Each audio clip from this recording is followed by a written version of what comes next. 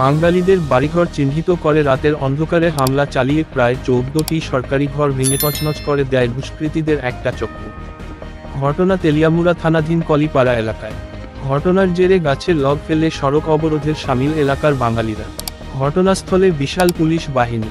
ঘটনার বিবরণে প্রকাশ, তেলিয়ামুড়া আর D block এলাকার উত্তর ব্রহ্মছড়ার কলিপাড়াতে গতকাল রাতের অন্ধকারে সংশ্লিষ্ট এলাকার বাঙালিদের বাড়িঘর চিহ্নিত করে প্রায় 14টি নির্মীয়মান সরকারি ঘর ভেঙে তছনছ করে দেয় দুষ্কৃতী চক্র।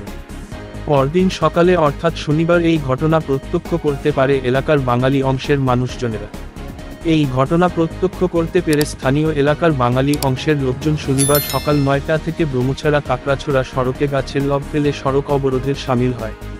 স্থানীয়দের অভিযোগ, এই ধরনের ঘটনা ঘটিয়ে রাজ্যে জাতিগত সুরসুরি দেওয়ার প্রচেষ্টা চালিয়ে যাচ্ছে একটা দুষ্কৃতী চক্র।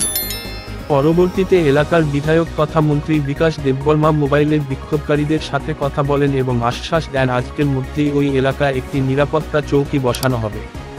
মন্ত্রীর কাছ থেকে এই আশ্বাস পেয়ে 11টা নাগাদ অবরোধ তুলে নেওয়া হয়। বিগত এতদিন আজকে 20 বছর যাবতে 2000 টাঙ্গার পরের থেকে কিছু হালকা ঘটনা হয়েছে, যেমন লাউ গাছ কাটছে, মরিচ গাছ কাটছে, কিন্তু এরকম ঘর দুয়ার ভাঙা হয়েছে না। এটা একদম জাতিগত ভাব মূর্তি ধারণ করতে হবে। ব্যুরো রিপোর্ট, চ্যানেল বিবর্তন।